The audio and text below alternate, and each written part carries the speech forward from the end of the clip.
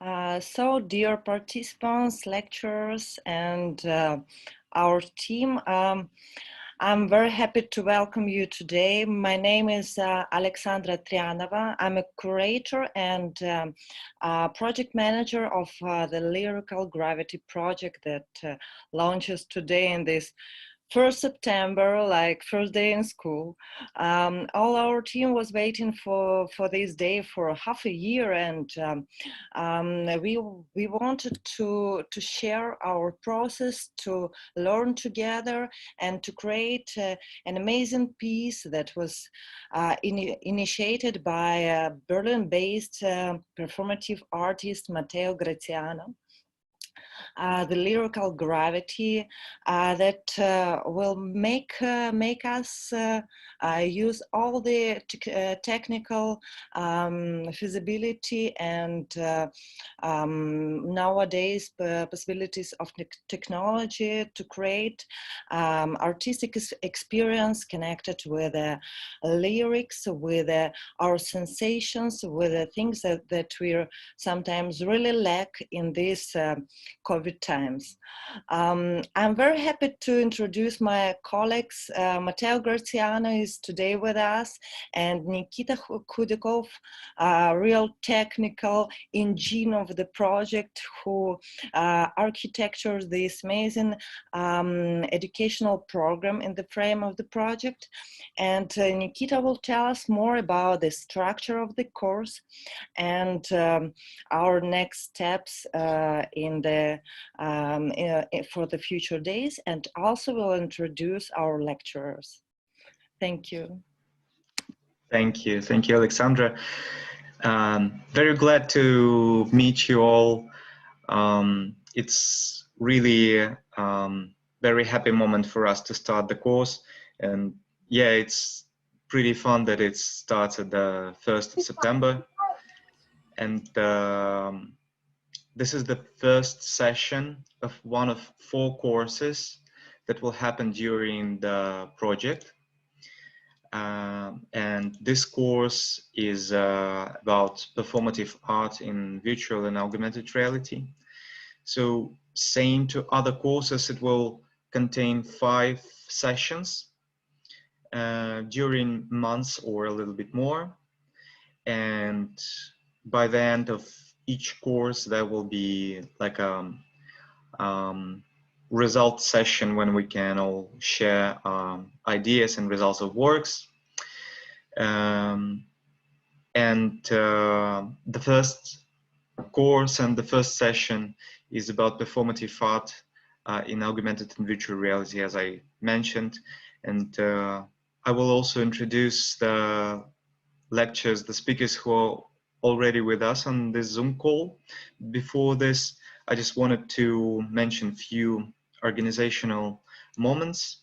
So regarding the communication, there will be a group chat in a Discord app, and we will send the link to all of you via email. So all the organizational questions we could leave then to this group chat. I do understand that you could have at this moment already lots of questions, so we could discuss it later in a chat mode. And not let's not discuss this at this moment, but we will have this opportunity. And also I want to remind that the next session of this course will be in the next Tuesday, September 8th, in the same time, which is 10 a.m. Central European time. Okay, so this is that, and let me introduce today's guest, which we honored to have at the beginning of the whole educational program. I was very happy to see the works of one of the festivals, which was in Hamburg. It was a very interesting work, and they have very huge and interesting experience and unique experience in working as performative artists with augmented and virtual realities. Today with us, Aoi and Esteban, and they will tell more about themselves and project they did. So without further ado, guys, you can jump in. Great. Thank you very much for the introduction. So my name is Esteban, and together with Aoi, so we are a company. We are based in the UK, and we are originally professional dancers that started to create our own work. Yeah, so today we're going to talk to you about Zero AR, our creation made in augmented reality. I will share. But do you think it might be good for each other to be introduced, as this is the first time as well? Nikita, what do you say? Yeah, it's a good point. Thing is, other 4 sessions of the course will be with one mentor who is now can't yet join us to this call, but she will be the video will be shared with her, and the introduction is logical to make then in the second session. Okay. And yeah, but if you guys need to meet the participants, maybe we could have this if it's if it could be valuable for the for this session for you. Yes, we just wanted to make precise our time and not to spoil yours by the endless presentations, but as you would wish. I think it would be nice. Oh, great. So can I ask our participants to make a short intros one by one about where you are, what are you doing, and a few words about you. So maybe we can start. I can call by names, maybe, yeah? Maybe Samuel can start. Hi, yeah, I'm Samuel Hertz. I'm based in Berlin. Yeah, my main work is as a composer and a researcher, specifically between sound and climate change and climate studies and some sort of ecological work. Yeah, and I'm the composer and sound designer for the Lyrical Gravity project, which this is sort of housed under the umbrella of. So I worked with Matteo for quite some years now, and there's other members of our group also in the session here. So I keep it short. Thanks. Nice. Thank you. And Remy, could you? Yeah, my name is Remy Mugabe. Are you hearing? Are you understanding me? Huh? Yeah, my name is Remy Mugabe. I'm a filmmaker and a visual artist. I'm from Rwanda. That's where I am right now. And I also work with dancers. I also work with dancers. I did some short play and short film with dancers. Yeah, and I'm happy to be attending this workshop. Thank you, Remy. And maybe Oksana could? No sound. No sound. Yeah. Oksana, do we hear you? Yeah. And now better? Yeah, absolutely.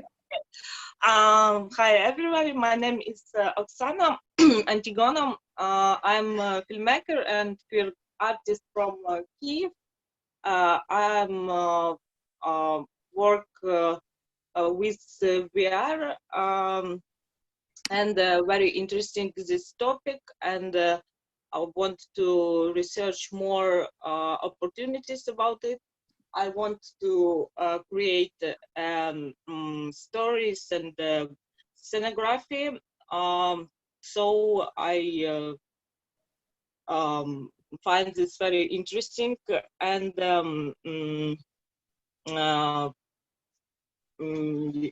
I don't do VR, but I was directing shots, so this. Great. All. Okay, thank you, Oksana. And now maybe Zoe. I just call names in a manner you appear on my screen. Jonas, could you please? Yes, yes. You Hello. hear me? Yeah. Hi. Hi, it's nice to meet you all. So yeah, I'm based in Berlin, so I'm actually working for Matteo. So I'm helping for production management, artistic project, public relation, also artistic research, resource scouting, and also grant writing. And thank you, Jonas. And now can we hear Christina? Christina, is she here? Yeah, hi. Yes, yes. Hi, 1 minute. Hi, I am Christina Knil. I'm visual artist in Ukraine. I live in Kiev, and I have one experience in VR, and it is very interesting with me, and I'm very happy in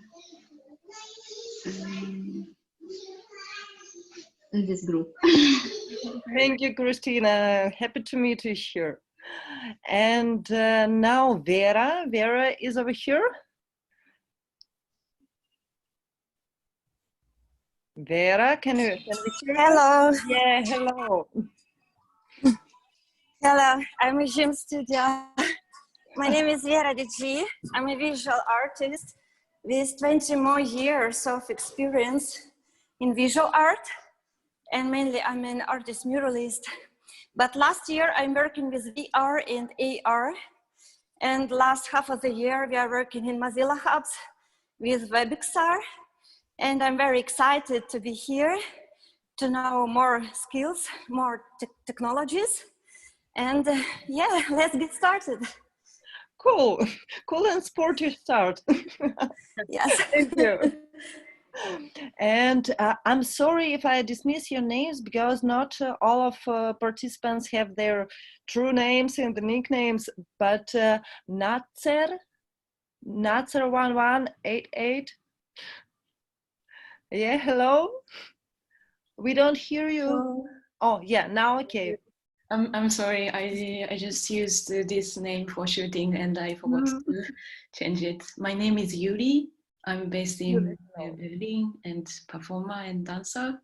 And I work with Matteo since a while, like 3 years, I think. And I personally have a lot of interest about dance and media arts. Since I joined a production using with a motion capture sensor and make a feedback loop with dancers.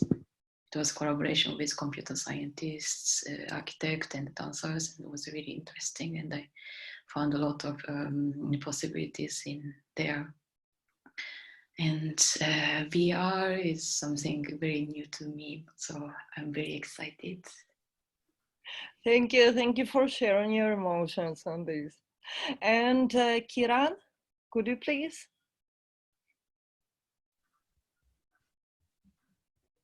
Hello. Hello. Hi, my name is Kiran Kumar. I'm based in Bangalore right now, but I'm between Bangalore and Berlin.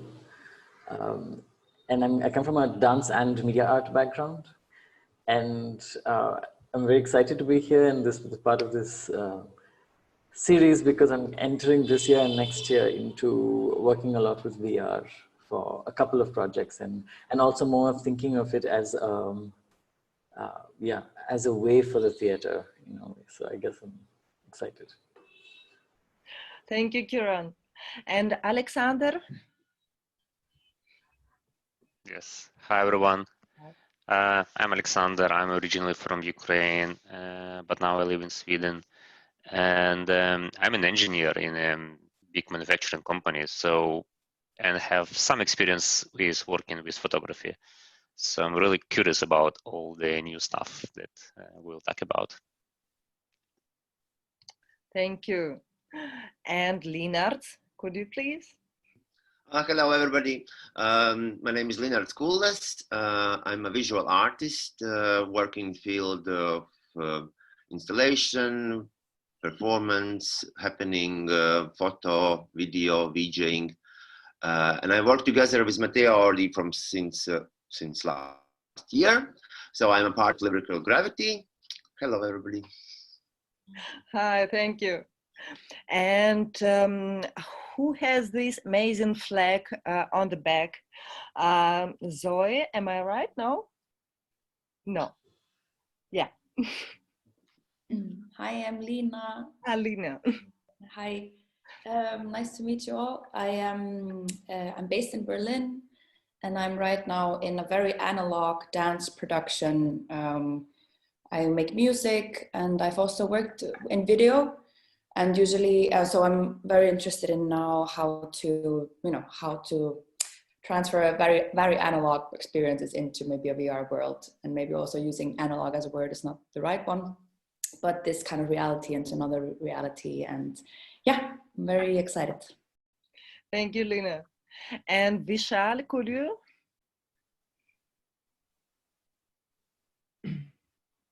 Sorry, yeah, can everyone hear me? Cool. Hey, I'm Vishal. I'm based in Bangalore. I'm a new media artist and filmmaker. I work a bit with VR, a little bit of AR. Currently, like working on Amazonics and things like that. So I'm really excited to kind of see different practices and just kind of understand things a bit better. Super, thank you. And one last speaker we have, CRCZNG. What is? Hi, I'm Michael from Berlin. Hello. I just came back from the UK where I got a PhD on designing playful systems, and I am now the dramaturg in a theater play that is directed by an AI. And I work with different media and forms, and CRC. It's CRCDNG on Twitter, and it was already taken on Zoom, so yeah, it's really complicated. Thank you. Thank you, Mark. So it seems that only Matteo can join us also, and we are finished. Matteo, are you here? Yes. Hi, everyone. Thank you for joining the course. Thank you for your interest. Yeah, I'm a choreographer and transdisciplinary artist based in Berlin. And I've initiated Lyrical Gravity and involved my partners in crime, Alexander and Nikita, in all this. And some of the artists were also present, Sam, Yuri, and Lennart. And welcome everybody, and yeah, take the best out of these courses. Thank you. Thank you also. Now I accompany. Great. Yeah, so, you would need to allow us to share our screen. Sure. For the presentation. Let me try now. Yeah. Yeah. Great, thank you. Thanks. So you should be able to see Zero artist talk. Yep, we see it. Yeah. Let's see if it's work. So yeah, the introduction, we already made it. We are Aoi and Esteban. She's Japanese and French, but we are based in the UK. We're professional dancers and started to create our own work in 2013, actually. And why we have been started to create after long years of working as dancer and working mostly on stage in some immersive theater, that we really wanted the audiences to feel how we are feeling on stage. And when we perform, we go through different sensations and emotions. State of mind. We then wanted to bring the audience is really at the center of the work and the experience, and where without audiences there is no pieces. So what we're going to do, I think the next slide is the trailer of Zero AR. So this Zero AR is the work we're going to talk to you about. So if I go here, yeah, you should see everything.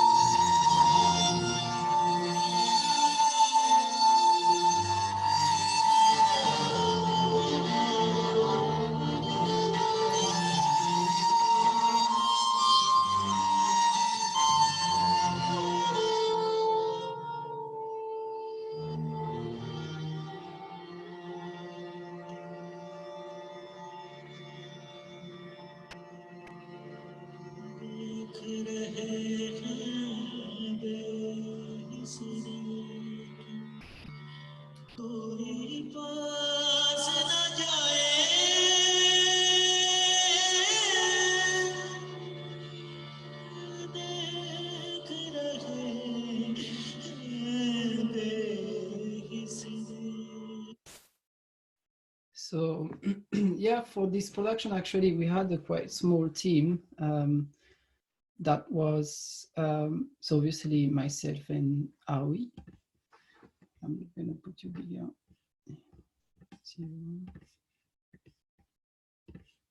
And for each project, we work with different people that are best suited for the project. So usually it takes us a really long time to find the right collaborators for the different projects that we want to create. In terms of like technical partner, for this one, we had Embryonic, which is basically one person called Tom, with who we work. And then later on, Duncan, another artist, which is a character artist, joining at the end of the production to refine all the experience in terms of like aesthetic of the characters and the colors and everything. Together with the Asa Tub. Yeah, with Arthur Tub as well. Ow, ow. And for the dance, we work with two dancers. We work with Elias and Jose Agudo. So Elias is working closely with Sidi Rabi Sherkawi, and Jose Agudo is working closely with Akram Khan. So yeah, Akram Khan and Sidi Rabi were obviously very busy, and so we couldn't catch them. So we work with those two dancers. And yeah, so that was a really small team for this production. This production was really like also short turnaround in a way. I think in concept-wise making for about 6 months, thinking about very different ideas, which we will talk to you about in a moment. But we had a very different concept after Salah's words approaching us to commission this work, and then 6 months of kind of making the concept, and then we had only 3 months to create. So it was quite short period of time that we had to create. And here are all the chapters that we're going to go through together today. So it's like a really brief introduction about how we created, how we imagined it, created and toured Zero AR. So you will see the first chapter is about 0 Degrees, which is the original work created by Akram Khan and Sidi Rabi Sherkawi. Collaboration with Nitin Sone and Anthony Gomle. And then the second chapter is about the concept making. So here it's like a brief kind of walk through our timeline in our heads, how things evolved and grow and became what it is today. And then third chapters is the creation process. So what are the crucial steps that you need to, that we personally want to follow to create a work that mix real and digital element, because it can become really complicated and you can get lost into technology and the wide range of possibilities that offers to you, but as well as the possibilities and the excitement come with cost and time frame and restrictions and so on. So it's also good to talk about all those aspects because they are also part of your productions and you need to take care of it, and they are the most important, I would say. But this is really our own experiences, how we have created, and I'm sure you have different narratives on each one of the creators. So yeah, it's not something that you have to do or that we tell people that you must do that or you must do like that. This is from our previous experience. We also have a VR work that we created between 2013 until 2017. So it took us like a while to create this work, and along as creating this work, finding out how to create this work, those are the steps that we found out ourselves to do. So that's where we put it on a piece of paper, and that's what we're talking through. But 0 Degrees was premiered in 2005, so it's a work that is old, but this is really like an iconic piece that was produced by Cyrus Wells. And yeah, basically this piece made Akram and Larbi really like spring off. And also together with Arista, the director of Sadler's Wells, they have collaborated first time together, and it lifted up of their careers, kind of. And the narrative is based on the journey of Akram Khan made from Bangladesh to India to seek the reference point, the source, the zero at life core, inspired by their own dual identities. The two search for this middle point through polar opposites, becoming death, light, dark, chaos, order. And that's literally a copy paste of what is in the press release or the description of the work. And when we read that, for us is really inspiring, this duality between real and virtual. This is always what we try to express, or at least experience and explore in when we create digital work, is this relationship between the audience experience and the content, and how you can link both, and also blur boundaries between what is real, what is virtual, where are the boundaries, where does it stop, but also about the imagination of the audience. So what the artist suggests, propose, create, and what the audience do with that, and how it interpret it with his own knowledge without, So it's, we like this idea of having a global view on the work and creating something really accessible for anyone and everyone. So you don't need to be like a dance specialist to enjoy the work, and so on and so on. So yeah. We have a trailer of the piece, if you don't know, just to give an idea.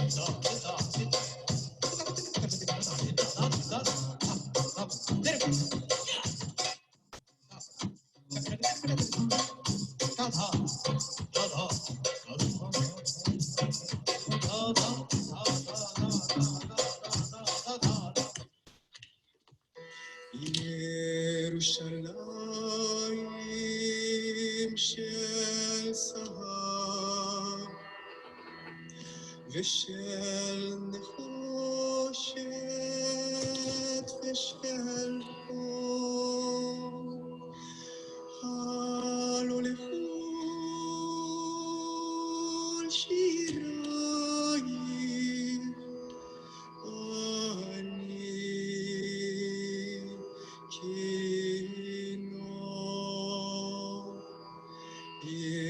בשליים של סהר ושל נחושת ושל אור עלו לכל שיריים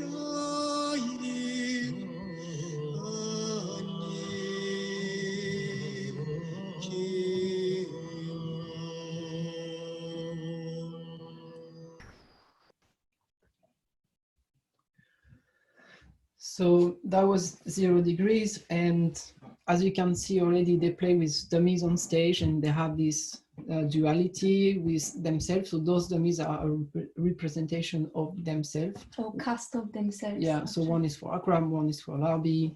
One can stand, the other one doesn't stand. It's like more like a soft puppet. So yeah, and as soon as Alistair Sellers-Wells approached us and asked us to create something for them for their 20 years anniversary. Originally, they wanted us to create something in virtual reality, but because we already have gone through this, and at the time, the new Apple, how is it called? Apple AR-Kit. AR-Kit from Apple was just released in 2017. Yeah, we found it more interesting for us to keep exploring and playing with something new to us, and that's why we suggested them to look at augmented reality. And what is nice with augmented reality is that you are not constrained by the VR, wearing the VR and being blind. You can really like move in the space. You can decide to use it on the phone or on the tablet. So there were many possibilities that were starting to open. And also we were talking about the presentation format. So it would be obviously at Sellers-Wells for the premiere, but then we are a touring company, so we want to tour the work as much as we can and to have it accessible to as many people as possible. So yeah, all those kind of constraints that start from a discussion with co-commissioners or with yourself or your team to create work, you start to fix the boundaries and the restriction of your work, and that's slowly shape the work and how it's going to be created, presented, and toured. And that's what we like as well in the creation, is to find those restrictions and work with it and make it something out of it. So yeah, 0 Hour has been premiered at Sellers-Wells in 2018. And since we toured quite a lot, actually, we didn't intend it, but it actually found its audience to be really accessible for family audiences, especially kids. And this happened during the tour of our previous production, where we were creating and testing 0 AR. We had this kid who couldn't do our VR work because he was way too young, but we had the iPad available with a first draft of our experience, and I gave it to him and saw how he was interacting with the work. And we understood a lot at that moment. And that's a part that I'm going to talk about in the talk, is about the testing of your experience. If you do a work with that involve audience, like active participation of the audience, I think it's crucial that you involve them in one way or another into the development of your creation.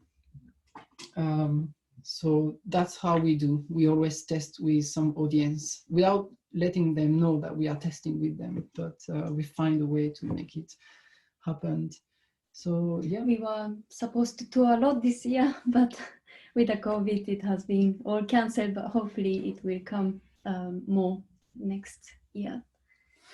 And talking about... So yeah, that's what we talked about, the concept making. So this Sellers-Wells, we knew we had to do something really specific for them. So we were already starting to look at the building, and with many ideas. We had this idea of having like a parkour, augmented reality performance in the venue, where it could start from the foyer, people get tablets and start to walk inside the theater, through the auditorium, the stage, the backstage, because we perform there quite a lot.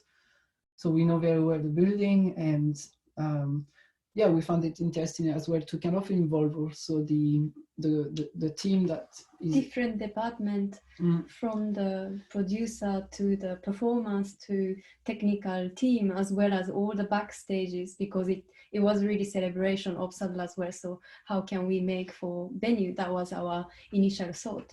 Could have been also, you know, putting a ghost screen at the front of the stage, and then playing with the augmented reality of the iPad connected to the screen in front of the stage, and could have been using the dummies that they have in the performance and creating content around the dummies. But then suddenly you're realizing that if you do this here, which is great, then you cannot tour that, because then you need to tour Sadler's Wells and you need to tour all the dummies, and suddenly what you have to bring with you is too big.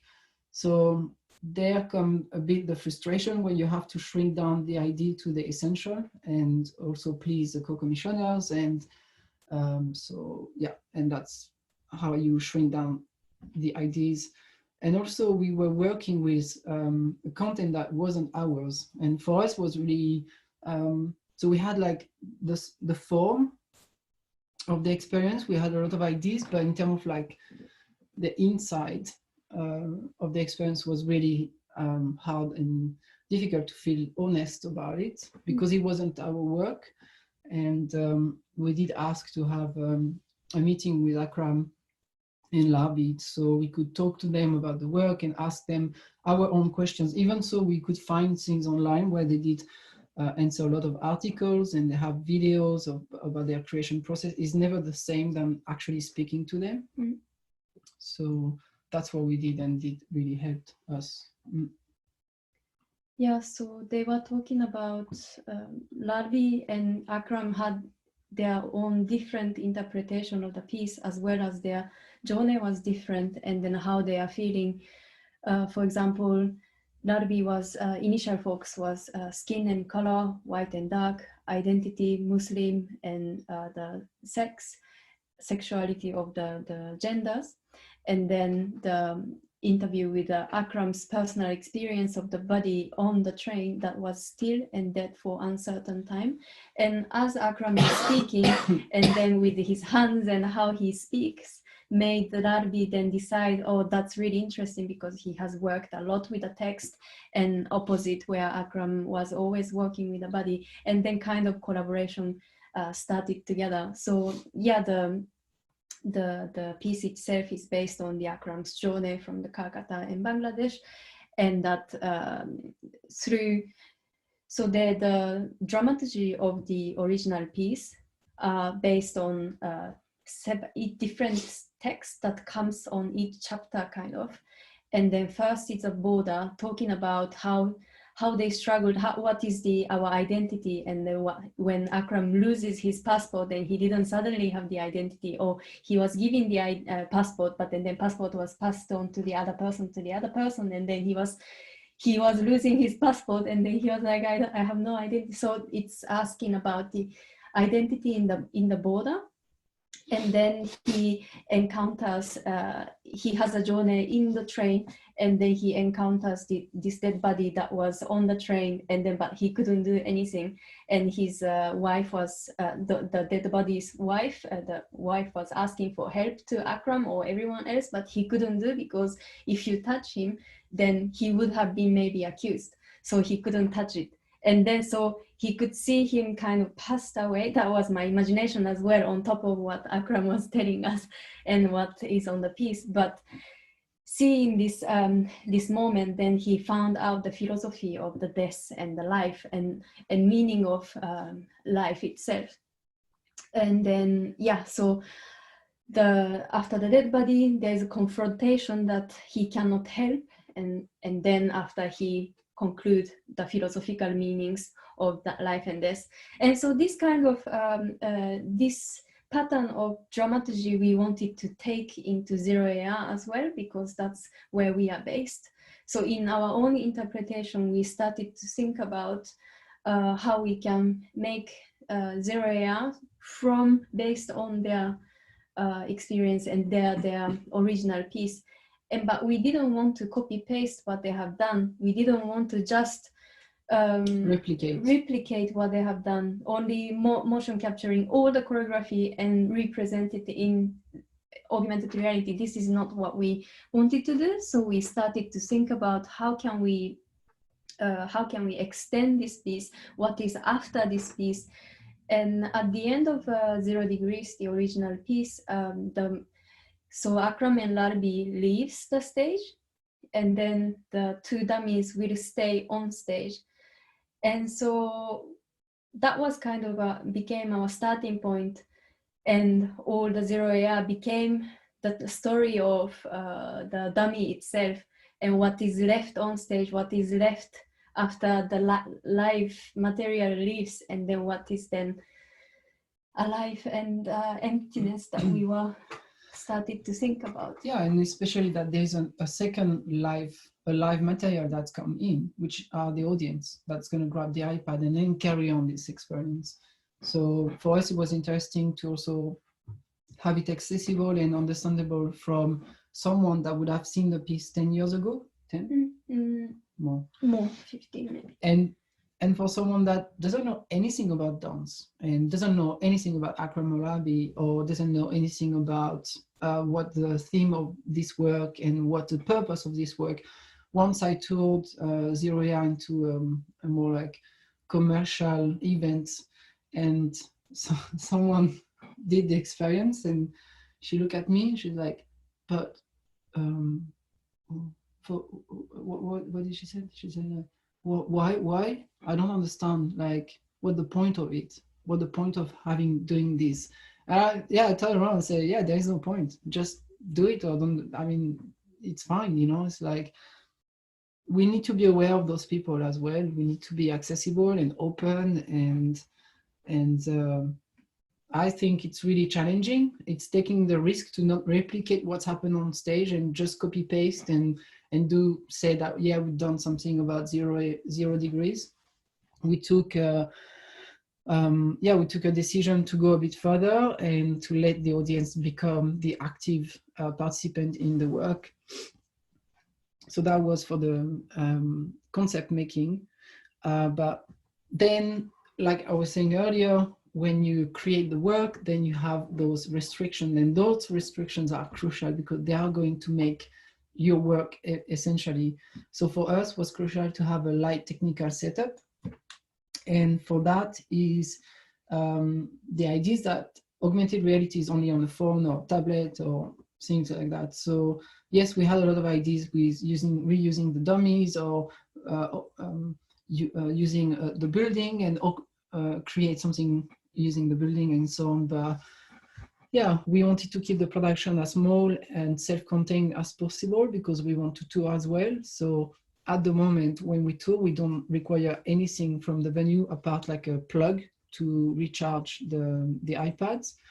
And we have 5 iPads currently, and all of them, I just pack them in my suitcase or my backpack and then just go on tour. That's all I need. And that's really cool for venues as well, because that's a really low cost production and really affordable.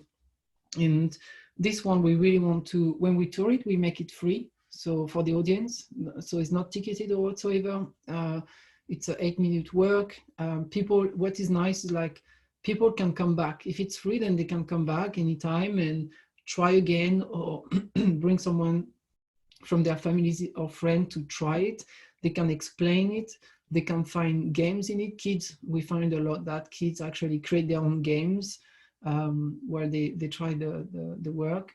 So like, it brings a whole new world, certainly, when you start to really concise the work to something really specific and make it accessible and accessible in many different ways. What is nice as well is like, kids will try first, adults will kind of stand on the side and say, no, it's not for me. There's 5 kids doing this, it's not for me. But then the kid brings his dad or mom to try with them, and they start to enjoy together the same thing. And there, that is really nice, because it's creating this relationship between the parents and the children, where sometimes the children will explain to the parents, or the parents will accompany the kids who cannot hold the iPad because it's a little bit too big, the iPad, and the kids is a little bit too small. Yeah, it's nice to have that a work create this interaction in them, something that we don't create, something that we don't make.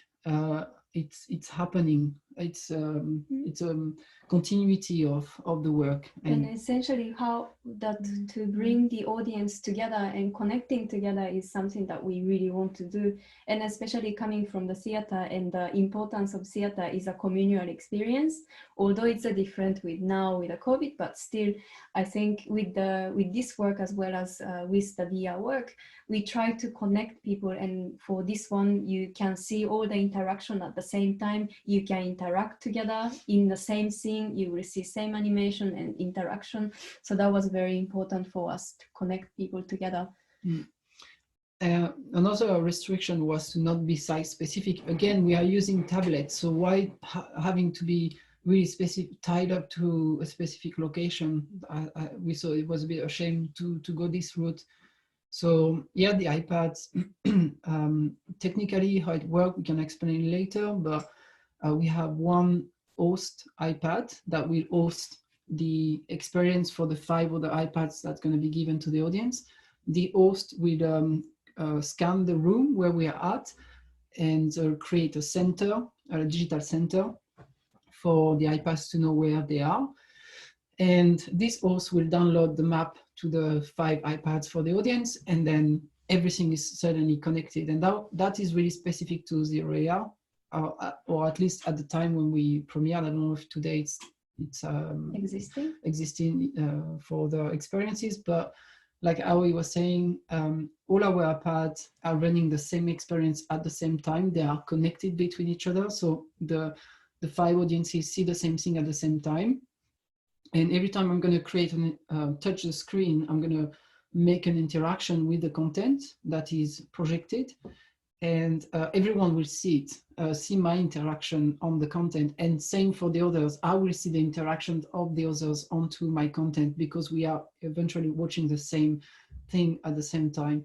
So that's something also really magical that we found that we needed to explore. And we really wanted to push this aspect of connecting the content, that everyone sees the same thing at the same time. So it's not just like individual experience where, but it's nice, like people can just jump in. If the experience already started 2 minutes ago, it doesn't matter. People just grab the iPad, catch up on the way, and then they might continue for the next round, depending on if there are other people waiting for it or not. So in a way, it's really flexible into the into the location and the way we present it. So that's really cool.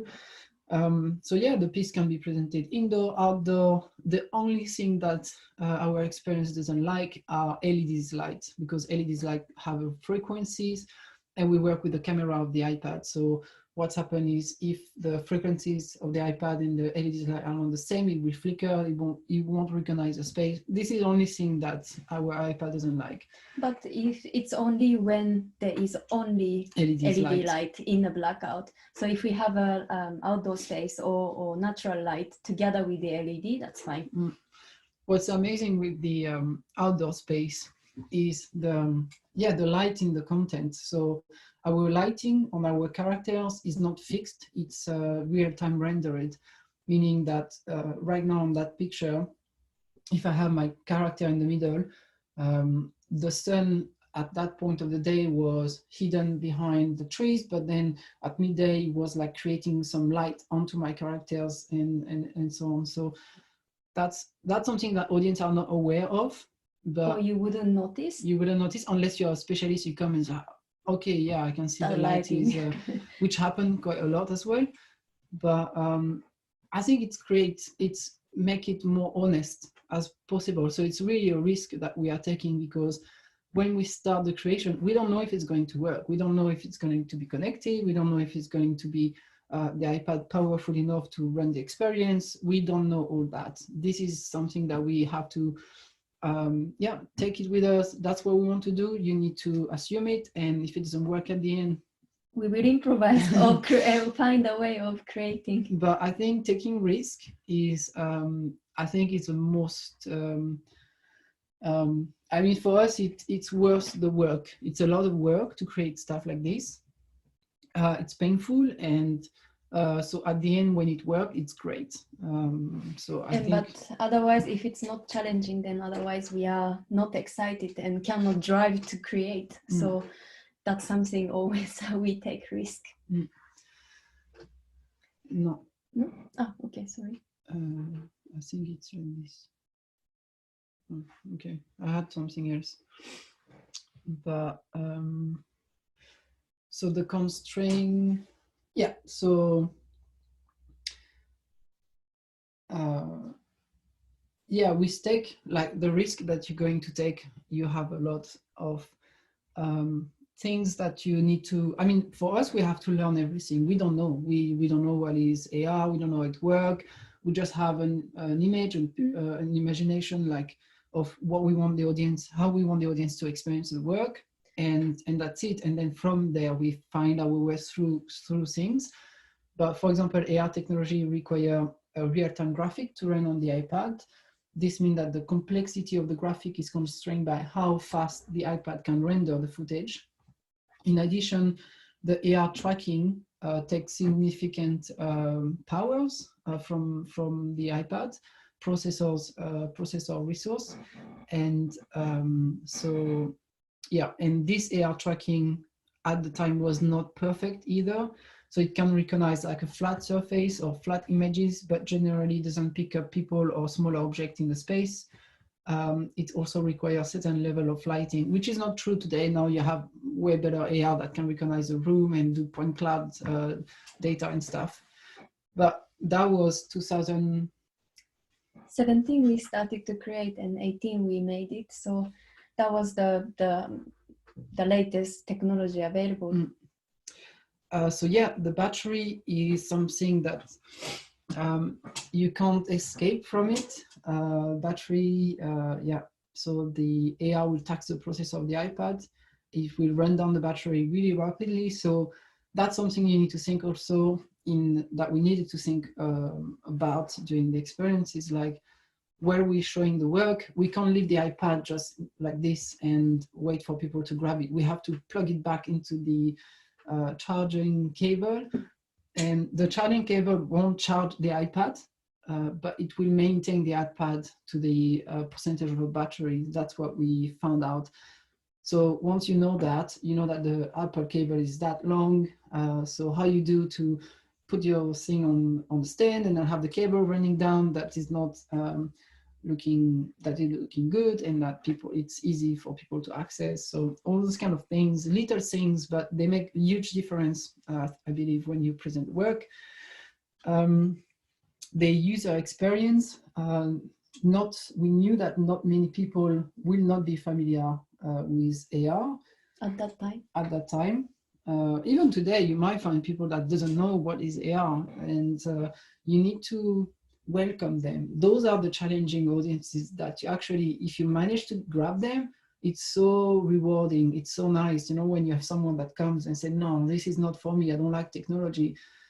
And you don't force them, but you, I don't know, find a way to introduce them to what you are doing and why you are doing this, and then, okay, then I'm gonna give a go just to make you happy. And actually they try and they love it, and they find so many things.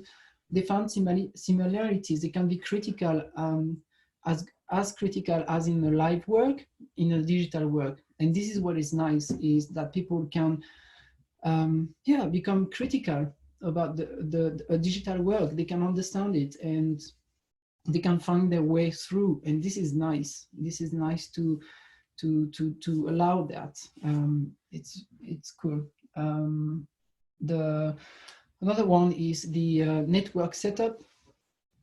So for us, what we've done is that we are using a router that we set up as a private network, and all the iPad will connect to that network.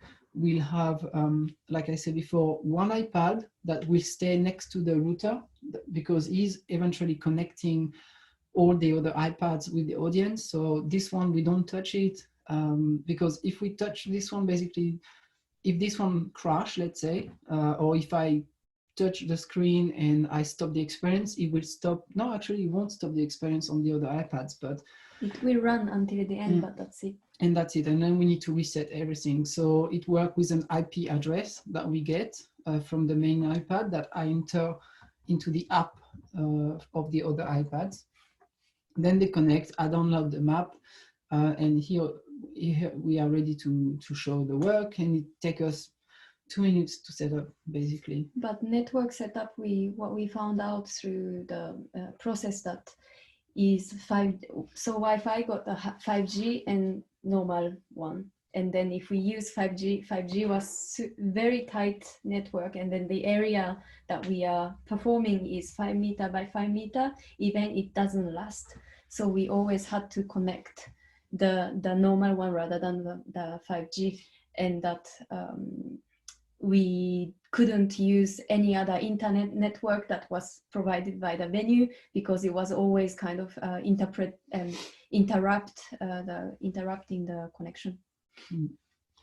The multiplayer aspect of the performance, that was part of the concept. That's what we really wanted to have.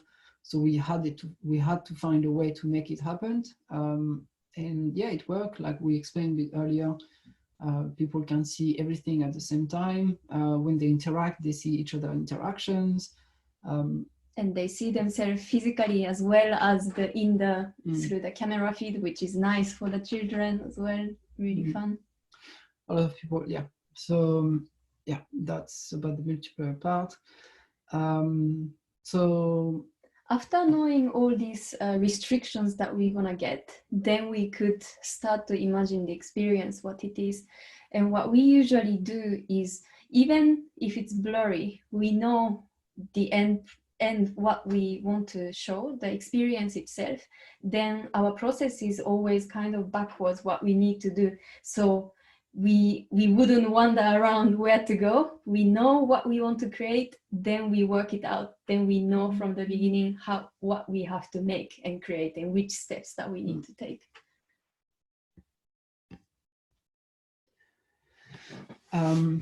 So yeah, I mean, I guess it's for everyone the same.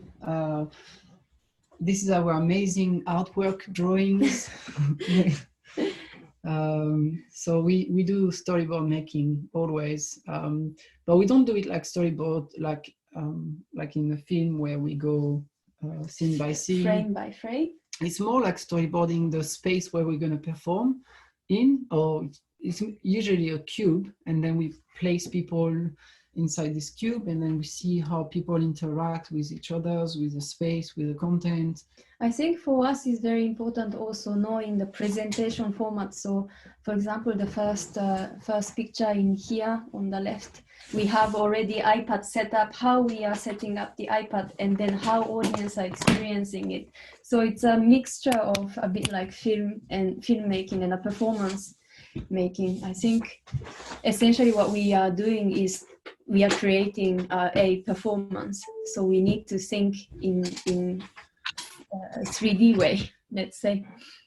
And then after, why we create storyboard is because we have to communicate a lot of collaborators, and we have to have the same vision in mind. What we type in the word, or when we deliver in words, could be very different to what we think and imagine and visualize to the other people. So we, as much as possible, we try to draw, try to say, try to communicate as much as possible, because it's really different one person to the other. And as dancers, or the visual artist, or the filmmaker, or the programmer, everyone got different interpretation kind of, of and the things. language as well. Yeah.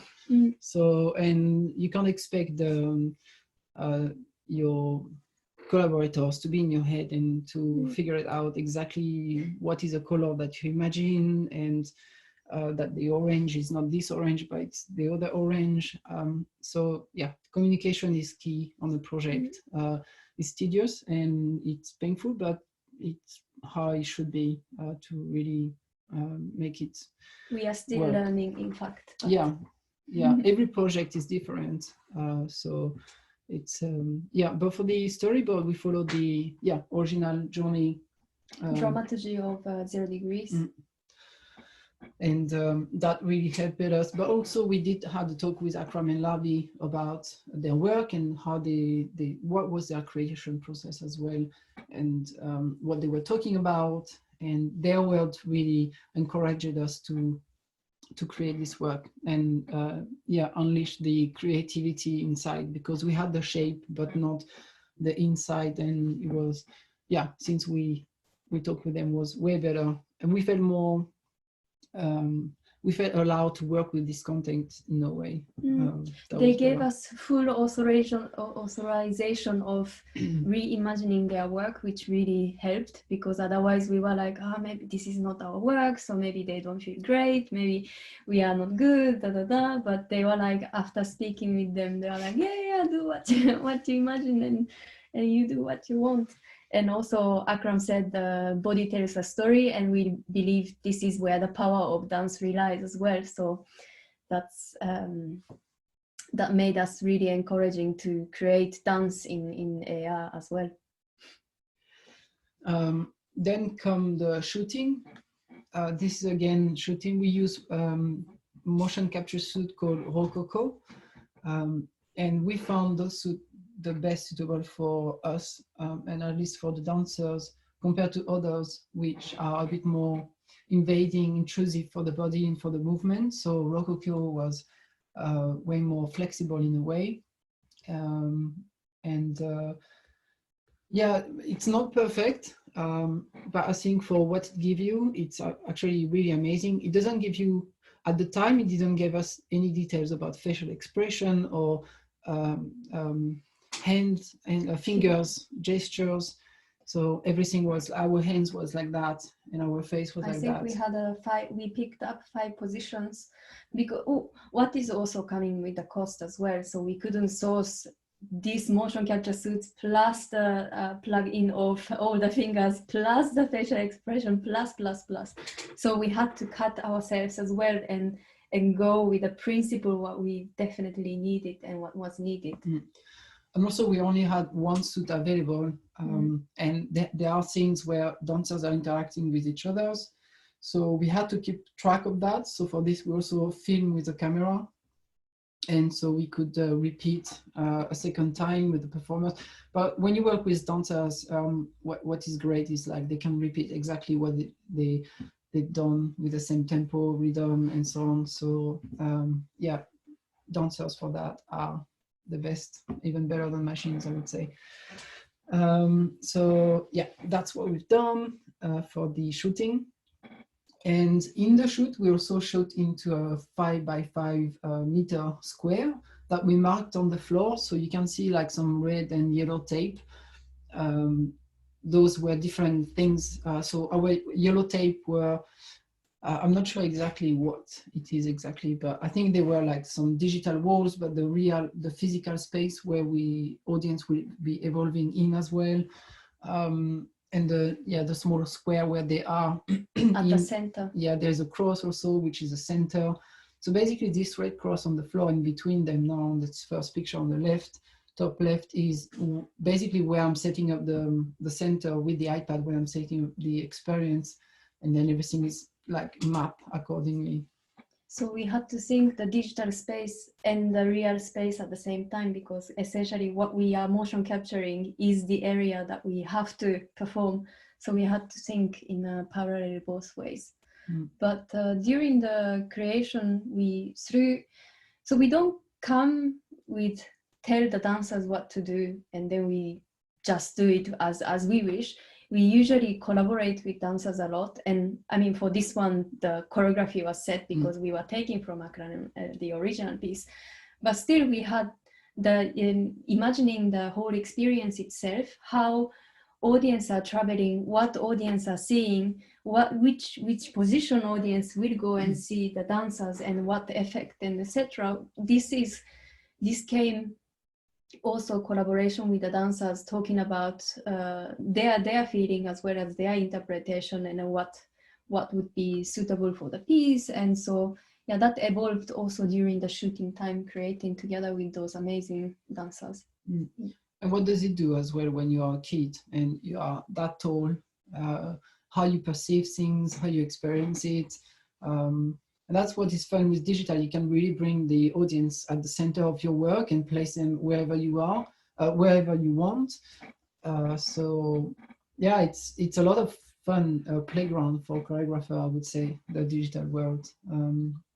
Yeah, that's for the shooting. And then come post-production. So yeah, post-production is the work, basically, is where you create the work.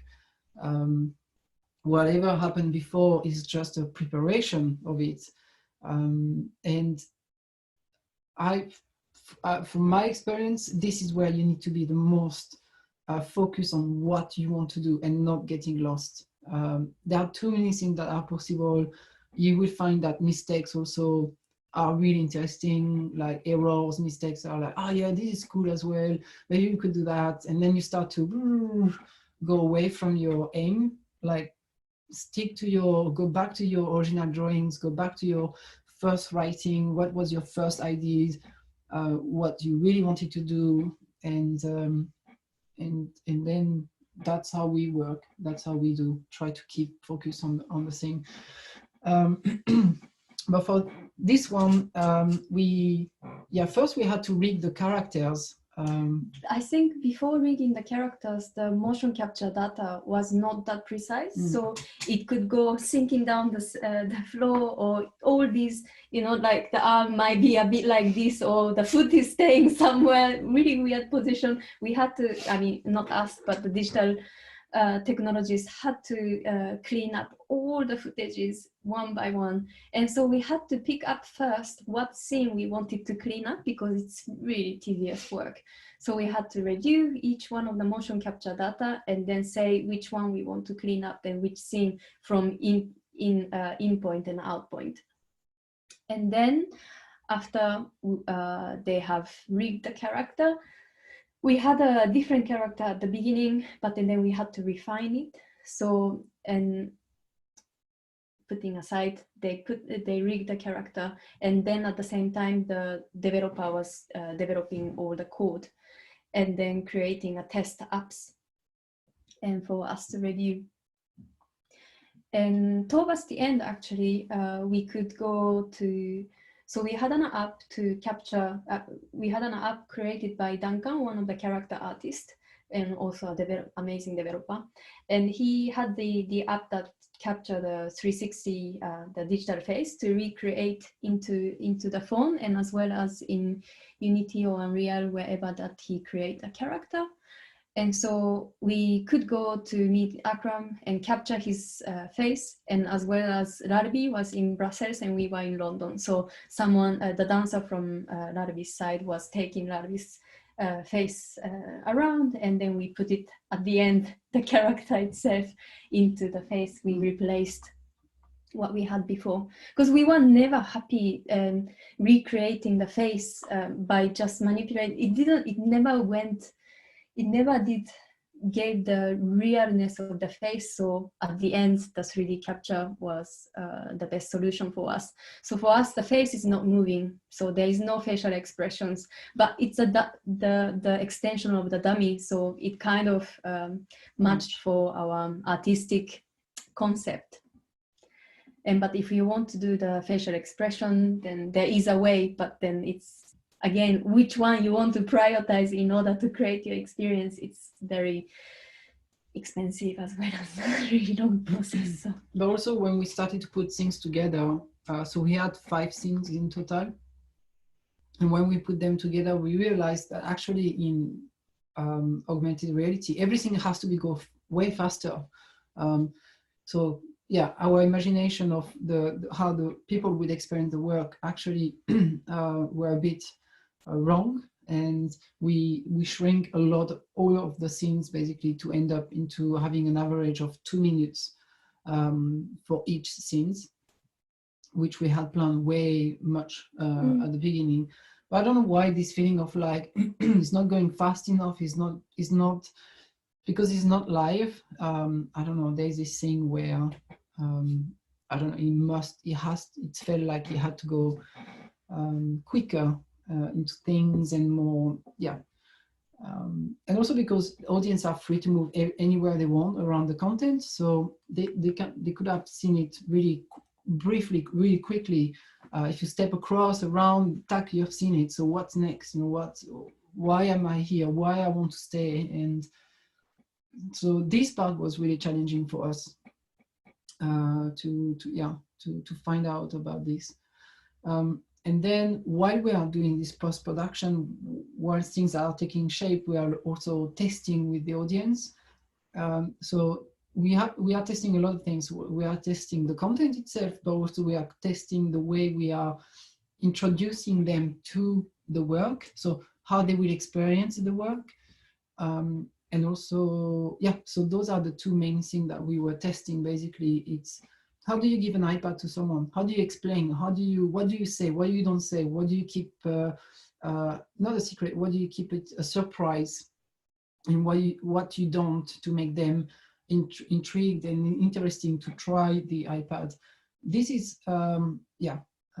it's crucial for us. Testing is really important. And we learn things as well, because most of the time we do things we don't know why we're doing it, to be honest. We just feel like we have to do it like that, and it's, I don't know, it has to be like this, I don't know why. And then the answer come way down the line, maybe on tour. Sometimes we will realize, this is what it means, this is why we did that. It's also the interaction of the people with the content. We bring something to it, and we'll be like, that's why we wanted this. But we really do it intuitively somehow, most of the time, going a bit blind and just going in the fog and just walking forward, hoping there is no. But at the same time, people will ask you, why are you creating this? You need to have a meaning, and this and that and that and that.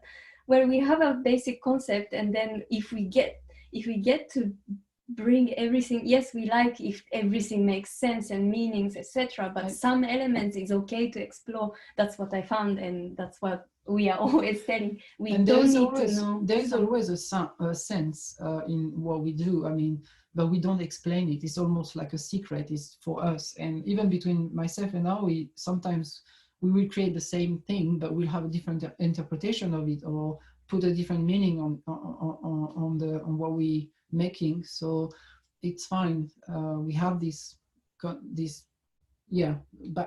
ground, but it's also, we are creating a work where the audience are the center of the work, where they become active participants, where they make the work. If there is no audience, there is no work. If the iPad just stand here, there is nothing happening, and that's what we like about. So it's about them putting their thing into the work and making it something.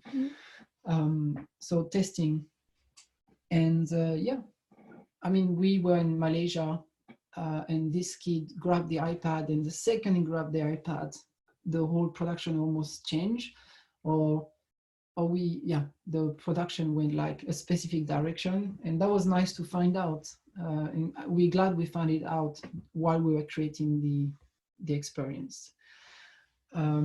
And because it's an app as well, it comes with bugs, and bugs are not obvious, and you really need to challenge your app when you try something, especially if you do multi-narrative or multi-possibilities or different interactions, or you give the freedom to people to move in the space. You need to go and challenge your app.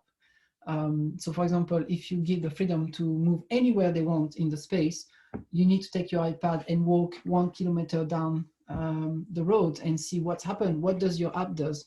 Does the app continue? Can you still experience the work? Well, that's great. Or is it not great? What do you do if you look at the floor for the whole experience? Because people are free to do whatever they want. So you need to experience whatever they want.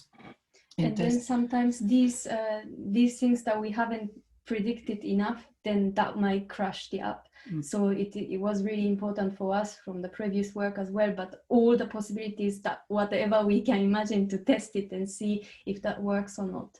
And whatever we changed, that even tiny little thing in the animation, that was like whole bug coming together. So we had to fix oh, and not us, but the technologists had to fix the bug like constantly until the end. But eventually it finds its balance, and then it becomes works, stable. yeah. But you need to go through that, otherwise you go on tour, you go with something that you're not sure if it's going to work or not, and it's not nice for yourself because it puts a lot of pressure. And yeah, it's never nice to be in front of an audience and be like, sorry, I need to do something, I need to, yeah, it's not great. So yeah, and testing as well with the audience. So again, how do you present the work to them? How do you introduce them to the work? It's not just like, take this and go and try, you know, you need to, what do you have a poster next to it? What do you describe on this small poster? How do you present the work physically is as crucial as what you are seeing in the iPad, because that is whole experience. It's not, yeah, it's not at home, you download the app and then that's it. No, it's a whole performance. That's where I think theater makers can make the experience really special as well. So in our case, we have headphones that are connected to the iPad. So how do you handle that to the audience? So how do you wear those headphones and iPads? You have five people. So how do I wear those iPads that I can go to each of them, not be, yeah, so how to put the hand behind the iPad, and then I can take the headphones, put them on their heads. You know, all this kind of mechanic, you need to find it. It's really important. And that comes really in testing period, no? And then at the end as well, what do you say after? And how do you take the iPads from them? And how would you live the experience, and what they are going to take with you? And that also comes together. Because we usually tour, we try to tour with the work, because what we create is not just a VR piece, it's not just an AR piece, it's an experience. And an experience has to be from beginning to end, and beginning is when you spot the audience walking down the corridor, when they are not yet in your room experiencing your work. This is when the experience starts. You need to condition them, you need to welcome them properly. We had previous experience where we try to trust people or venues or festivals to run the experience on their own, where we were not here, and it doesn't work.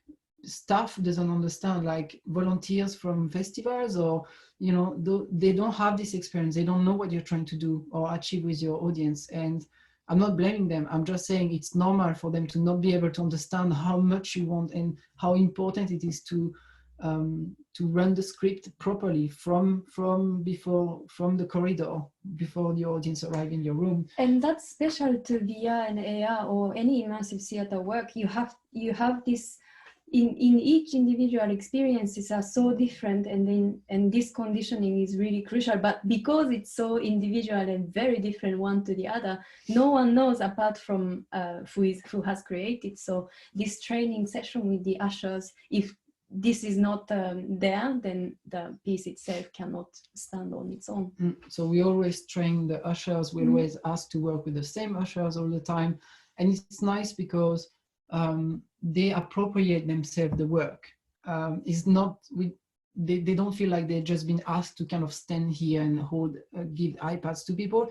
They feel like, oh, I'm now responsible for it, and I'm actually being part of the experience. They really feel like they're part of the experience of the audience, and so they really enjoy. You know, it's a bit different than just like ticket here, room number one. We try to treat the ushers, or consider ushers, as a performer for us, because these people are essentially presenting the work, representing the work. And for this particular work, what we've done is tutorial videos about how to set up, how to unpack, set up, and pack, run and pack the experience. They are short video, and it's really easy. It's literally iPads. You just need to turn on the button, click on the app, enter the IP address, boom, you're ready to go. So it's fun as well, you know. It's this is part of your work. You shouldn't think that's the point. You shouldn't think that at the end, like when you are arriving at the venue, you're like, oh, how do I do that? This has to be part of your concept. It has to be thought. It has to be nailed down even before you start creating your content. That's why the testing is very crucial, I mean, at least for us.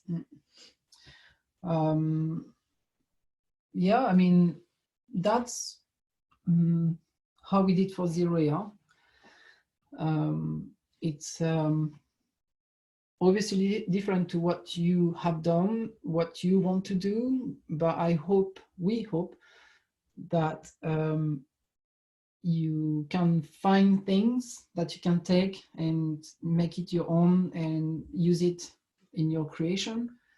I don't know if you have any questions about specific moment, for example, in the creation process or during the concept making. Maybe that could be a good moment for you to ask us what you think, if you have any questions about particular moment, for example, how did we do for creating the content, or how does the audience reacted? Yeah, guys, so feel free to write in the chat or maybe give a sign that you have a question. Let's maybe now stop sharing the screen so we could see all of us in a grid. All our picture, and maybe if somebody wants to ask a question, can, I don't know, raise the hand. Yes, yes. Thank you, Esteban and Dawi. It was so special to hear you sharing these like very cutting edge, very practical sometimes issues of your creative process. Thank you. You're welcome.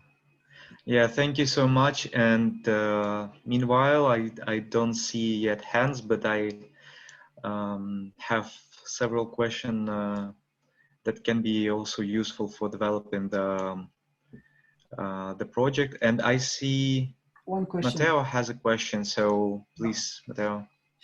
Yeah, I have a question. If you could please say again which professionals and in what role were involved in the creation of the last work you presented? Yeah, so to build the app, we used Unity. So I'm sure everyone knows Unity. And then your question was about the team as well involved, correct? Yes, exactly. Yeah. So the team involved, I can show you so you can catch the name properly. All the full credit, actually, I can post it on the chat. I'm gonna join. So they were embryonic. Can you see the? Yeah. Yeah. So you have embryonic here, and Duncan Walker and Arthur Tubb. Those were the three artists, technical artists that we work with. And Tom is the director of Embryonic, and he has worked with a few different people mainly two people to create developing this app together. And if I understand correctly, the technical partner is one person, or is a collective? So it's a collective, but run by one person. So that's why I think we had three in total in Embryonic, and plus a marketing person, but this maybe not count. Okay, so another question regarding this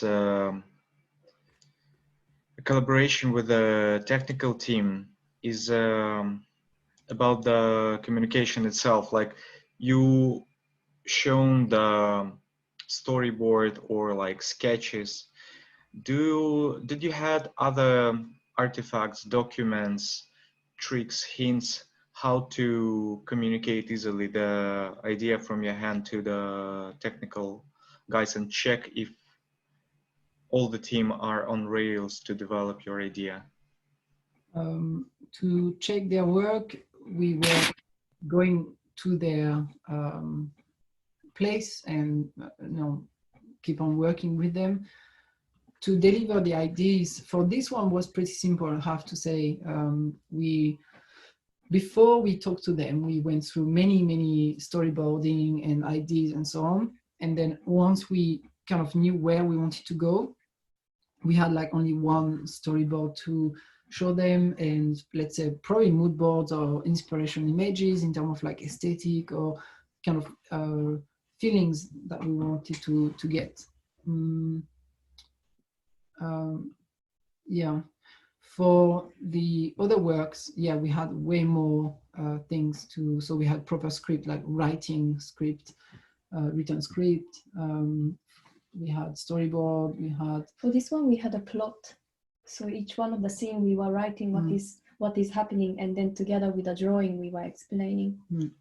But again, the ideas was evolving as we were going, talking with them as well, because we might say, ask for something and they might say like, well, this is not possible, but I could do something like that. And I'm like, oh, you can do something like that? Well, then if you can do that, you know, we could definitely do this, and then we could create that, and then this will go like that. And so it's an always constant like evolution of ideas that, yeah, if you stay really, I don't know, if I stay really locked on one, I mean,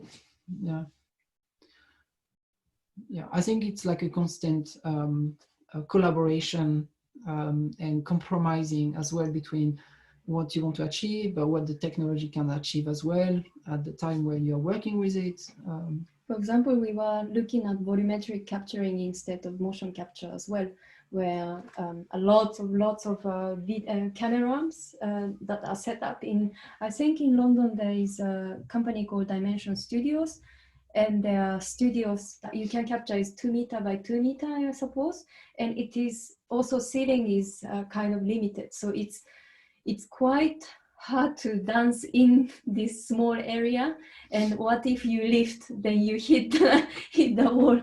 So it was some limitations that we had to compromise. And also for the in terms of volumetric capturing is once you capture, then you can't change. And having a motion capture is much more flexible in the way for us to create content and the textures and so on. So yeah, that's why I think we chosen that way. What about the suits? How did you manage to get those? Was it part of a technical stuff from the partner? No, we purchased it. Okay, I see. And how long all the production took for this project? How local? How long it was? Long. So we had the concept development is 6 months, and then 3 months is the creation. Including the post-production, right? Yeah. Yeah. Till the first day of, let's say, the preview, let's say, yeah. But this one was really quick. Yeah, I think July we started to create, and we took the motion capture and etc. We really tight schedule. The technical partner has worked in 3 months. Yeah, but it's possible. Yeah. Okay. Do guys have questions? Okay. I have a question I wanted to ask you. You described so poetically the sourcesness of intercommunication between your work, yourself as artists and performers, and the viewer. Yeah, and my interest is how do you prefer to have your work shown at, or it should be a bigger event, something like outside or a theater, something like a huge social place, or an more intimate space of the gallery? How do you feel more secure in your actions? Where do you prefer the vibe in general? Oh, in each work is different, actually. I mean, Whist and Zero AR, our first 2 works, these are flexible. We wanted to show anywhere, everywhere, because we are awareness about no one knows us, so we had to be really flexible in terms of showing and presenting the work, and as many people as possible we wanted to reach. And that's something nice for the digital work as well. It doesn't limit to the dance audiences. There are technologists who might be interested in, or children who might be interested in, or elderly who is really curious of new technologies, or psychologists, because that was a Freudian case study that we did the last work. So, or visual artists, very diverse people, range of people who is interested in different kind of field of work. So we could access different locations, different festivals, but those were wise because this was part of the concept. So that's why we are allowing ourselves to be able to be shown in churches, museums, corporate events, to film festival, to dance festival, to studios, to foyer, to digital art festival. Yeah, we've done it all. Family festival. Amazing. Such a space of universalism. It's such a position, very special one. Thank you a lot. But that was specific to those works. That's what we wanted. Probably next work will be different. I don't know. Next one, we are looking into large-scale theater again on stage. So it is really specific to what we want to achieve and what concept we have.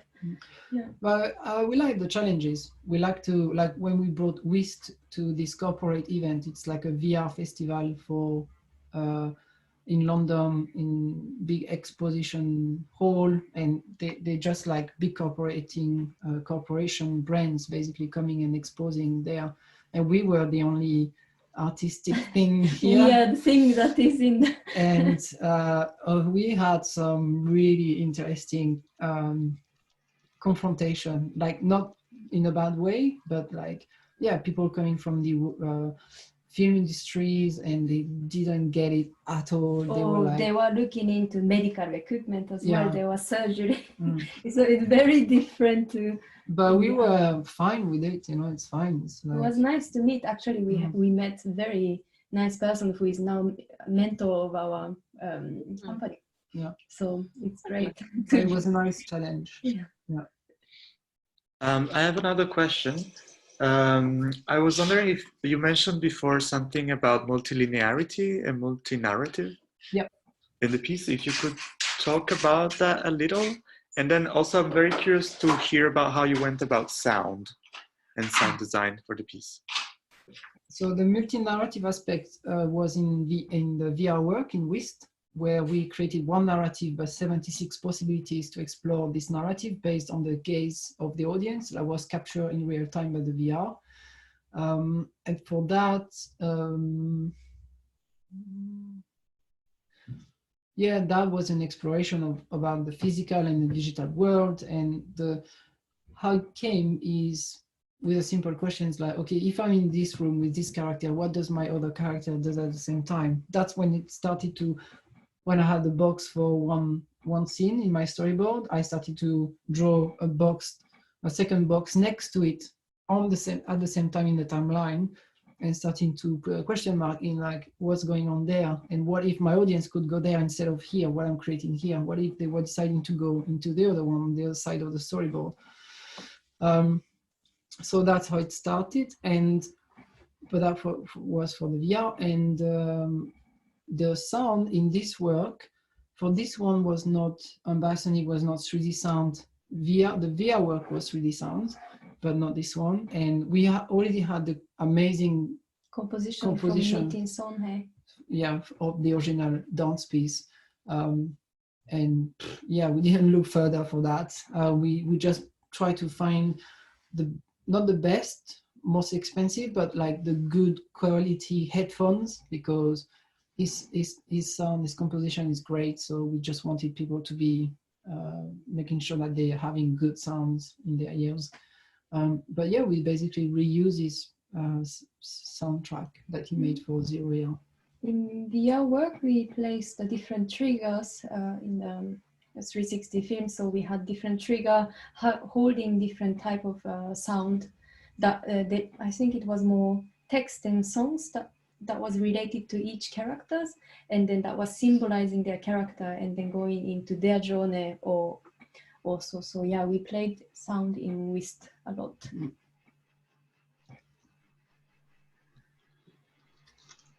And there is a question. Can see. Yeah, there is a question from Vera. Vera, Yeah. can you? Okay. Yes. So my question is, so what we are going to do during this course? Are we going to study Unity to be able to implement our ideas to AR or VR? Or if I'm already working with Spark AR, can I use technologies that I already know to create my idea? Yeah, good question. It mostly goes to the course design section. So the idea for this course is mostly like a conceptual work, which is very important. And as we heard from the lecture, it could take even more time, because when you have a vision of the project you want to develop, it's much easier to communicate with the technical team how to develop it. Of course, it's needed to understand that, as was mentioned, what are the limitations and stuff like that. So we also will bring this up. But during this course, performative art and virtual and augmented reality, the work is mostly about concepts, and all the work will be mostly about drafting, sketching the idea, writing text about it, communicating it to others and stuff like that. So and definitely it could then be developed to to the next phases of the technical implementation. And as you can see from the description of the educational program, there are like 2 phases, let's call it this way. So now we have 2 courses in parallel, which is this one, performative art and virtual and augmented reality, and 3D modeling. So in 3D modeling, there will be like a technical course that will be about Blender as a program and Mozilla Hubs as a platform to publish it. But here it's mostly will be around conceptual work. And the next phase, the second phase, will contain 2 more courses: the design of virtual worlds and sound art in virtual worlds. And it will also be more technical. So it will allow to develop the idea in some specific platform. Yeah, so this is like more general question, the general answer. Hope it's enough for now. And if you want to know more about like specific tool, it's totally okay. Like we could give some links about how to investigate specific one, because there are tons of it. As Vera mentioned, like Spark AR could be used for augmented reality, for example, and then like publish it to social medias. Then as I understand, for the Zero AR project, Unity game engine was used primarily as like a general platform to composite all the parts.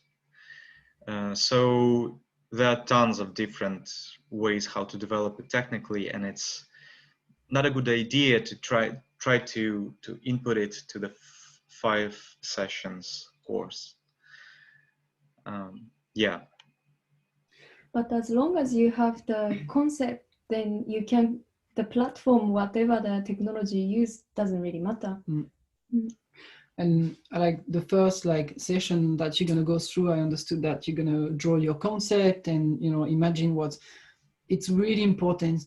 This is, I think, is the most important step in your creation, is to also, once you think that you have your concept, is to challenge your concept to other people, talk to other people about it, see how they react. Also try to talk about your concept to someone that doesn't know about tech, that's going to be challenging for you. So already by trying to find a way of explaining to someone what you're going to do and how it's going to work and why you're doing this, you might find already like crucial things that will need to be created in your experience in order for people to experience the work and enjoy the work and so on. It's yeah, challenge your concept all the time, turn it inside out. There's always better that you can do. I mean, we are really critical about what we're doing, so we're never gonna be satisfied.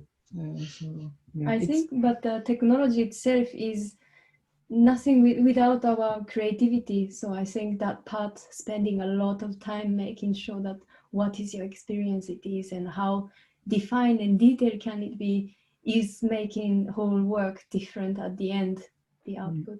I mean, we took us 3 years to go from the first idea to actually starting to make the work.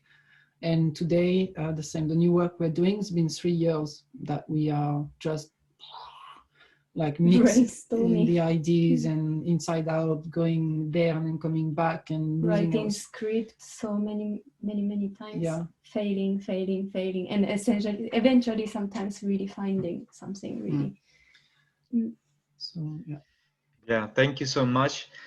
Okay, I can see one more question. Please go ahead.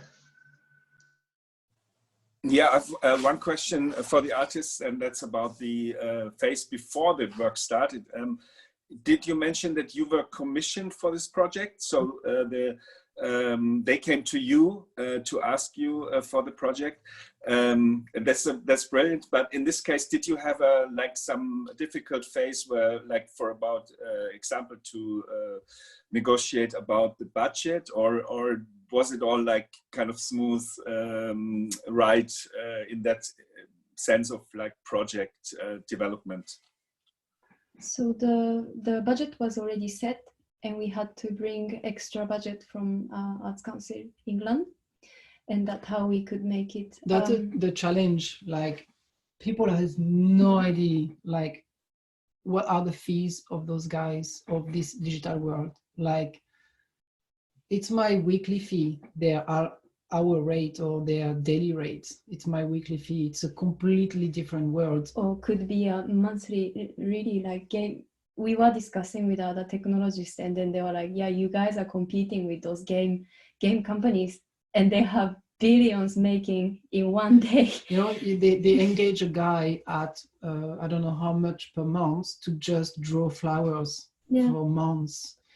And then they create a whole game. You know, it's you can't. I mean, but those are who are working in this massive tech company, because they are doing one thing, as Esteban was saying, drawing a flower whole period of time to create. They might be, you know, want to have more creative output to do rather than commercial product. So this is kind of nice balance that we can always give and get excited about the project and the creative idea that we can drive. Then we can have amazing team who is working in the best game company. So that's kind of the way that we can really sustain to work or create, because we could never ever compete with. But this is where the challenge between, I mean, co-commissioners is the first time I think, no, that co-commission for digital work. So, but that was fine, you know. We know Salvador's Wells very well as well. We perform there a lot, and we know them personally. So it was a smooth collaboration, yes, to answer your question, because we know them very well. But yeah, when I see big festivals, you know, where they ask artists to actually pay to come and perform in their festival, their digital work, because it's, you know, they think it's a VR work, it's easy to transport and stuff. I don't know. I really disagree with this kind of things. I think it's a bit ridiculous from them, especially that they are, you know, they are marketing so hard that they are the best VR festival and the official selection or whatsoever, and they don't show the right example. You know, like, artists work hard, to make it happen. Technologists work hard to make it happen with the artist, and I don't know. Yeah, I don't know how we can improve that. Especially you create an experience. You don't create like, I mean, you can create a VR work that go on the Apple Store and then people just download it, experience it at home. This is fine, you know, I'm not against that. But this is not what we are creating personally, and that's probably not what you guys want to create either. What you want to create is a performance, it's an experience. And yeah, it cannot be downloaded on the app per store. So, but as the field is merging, like for us, dance and the technology is merging, so we have to always adapt these budget issues, I think. So we are still finding a lot of fine-tuning, yeah, in-kind support from many different companies and partners, and that's usually the case. And yeah, but budget was set and was not negotiable. In my answer. Only our fees was negotiable. Yeah, cut all our fees and then we created. That's possibly always happening at the creation moment. Yeah. Yeah, and now it's easier to find grants and financing if you have an idea that you apply with.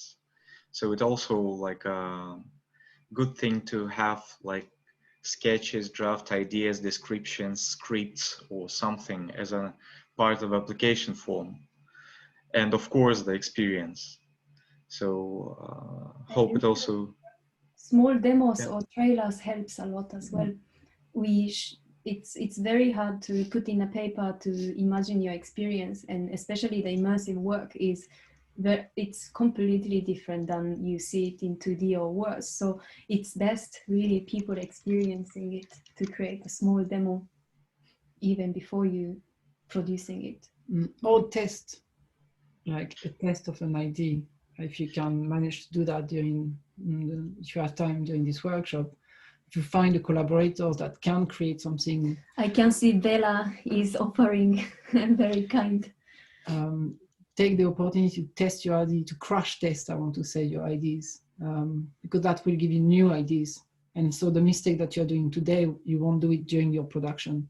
And that's really, time is crucial in production. So that's actually very interesting part, like how it's possible to test your idea before having a demo or finalized product. Like simple. Like in AR, okay, I take my phone, I have a dancer. This is not AR, this is not a 3D digital model of my dancers. But I said, I'm going to place it here. And what if I'm really small, you know, and I look through my camera of the phone, just try. You have a lot of things at home you can already experience with. You can imagine, you can pretend. If you want to feel really small compared to someone, then lay down on the floor and look like this, and like, yeah, it would be amazing if my 3D characters were 3 meters high. You know, it's because at the end, that's how you experience the thing anyway. So yeah, we usually test as much as we can, whatever we have at home to create and imagine. Or go to the Apple Store and hold different iPads and screen size. And I stayed like half an hour holding the iPad. How do I feel? As if I was. Oh, very interesting. Yeah, we do whatever we can. And Okay, and Samuel has a question. Yeah. Yeah, I mean, actually quite related to what you're just talking about, testing for bugs and errors. I'm wondering, I had the experience working also on a performance production in like 2013, also using AR. And we found that we had a lot of bugs with the software also because it's quite new, but a lot of the bugs we found we sort of ended up incorporating a lot of them into the performance. So I'm wondering if that aspect came up in the development process, like if you encountered bugs or quirks in the apps or programs that you decided to maybe smooth out and incorporate into your performance, but how, if there was any type of like feedback cycle like that existed within the work where you sort of allowed the inconsistencies of technology to help shape a little bit how the trajectory of the performance went. For Zero AR, we didn't find anything, but for example, in EWIS, the 360 film. It's not a bug, but it's not a mistake of the technology, but limit of the technology. Always you have a stitching line and you have performance coming from this side to this side. You always deform the performance in this stitching line.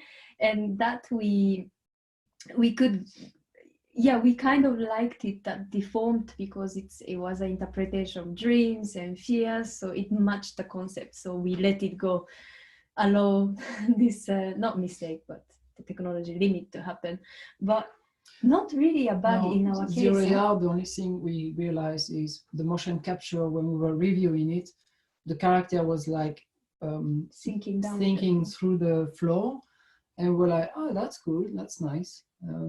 And actually we made one duet part where Giants is appearing and then but always sink down in the floor and then appearing back again. So that kind of bug, yes, could be inspiring. But that was the only one in Zero AR. But it's nice if you can use this limitation in a creative way, as you described. Okay, thank you so much. It was very inspiring, and from this session there is no like homework for participants, so enjoy your time. And next session for the course would be next Tuesday, 8th of September, same time, 10 a.m. Central European time. Thank you all for joining, and thank you so much, guys, for doing the great lecture. Super inspiring. Any reactions from participants are yeah, welcome. You can see some okay. Live gestures. Why you need these icons with hands when you can wave it live, right? Remy is asking for one more question we have, yeah? Link a proposal you can write for this project. Yeah, I just wanted to ask if they can share a proposal they made for this project. I think it's on, to be honest, proposal we didn't make because we had because it was already commissioned and approached, so it was commissioned through the work that we have created before, and then they wanted to have something similar, so we didn't need to. I remember really we had like propose conversation with them, a lot. like face to face, like saying, oh, we have this idea, no, you don't like it, it's fine, we got this other idea and we got this one, but yeah, we didn't have like a brief. But yes, you're right, making a dossier is really important. And the dossier has to be really concise, straight to the point, and really easy to read and understand for a wide range of people. So yes, dossier is really important. I won't be able to give you like this to articulate, but I can show you what we have at the moment to propose to tour.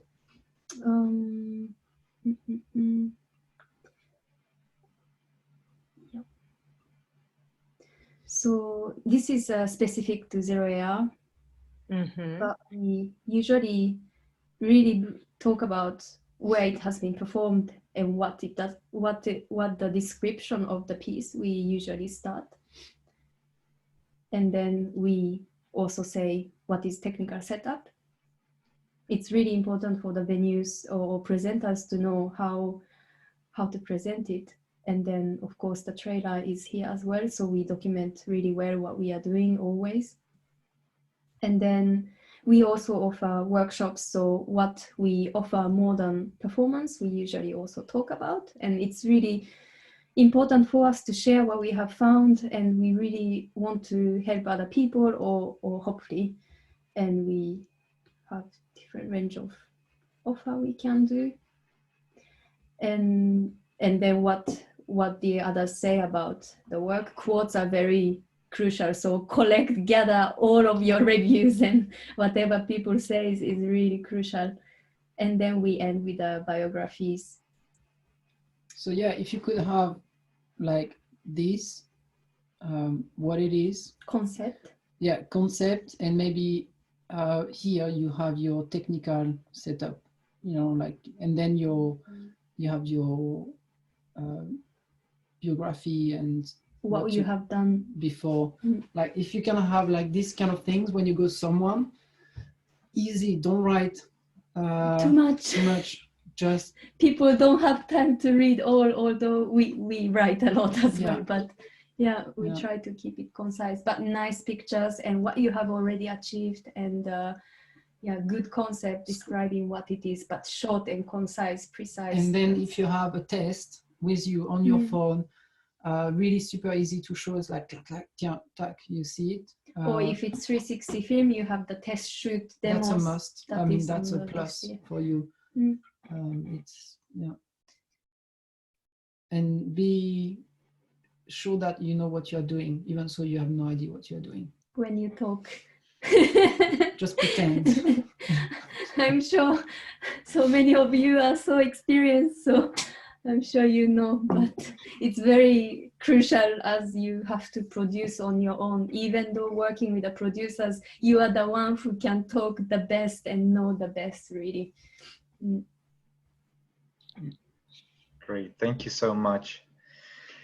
Yeah, so we discussed initially the time for this session, and unfortunately we could not stay longer. I suppose it's enough of information and inspiration. Thank you again, and let's be in touch. And thank you guys all for being here. The project has started, and as I mentioned before, we will send the link to participant of this course to the Discord chat, when we can also discuss more questions and ideas. Yeah, thank you all for being here. Good luck. Thank you a lot. Thank you a lot for information and for you joining this gathering. Thank you, dear participants, and we'll be in touch by email, and see you in a week. Ciao. See you. Ciao. Thank you. Bye bye. Bye bye.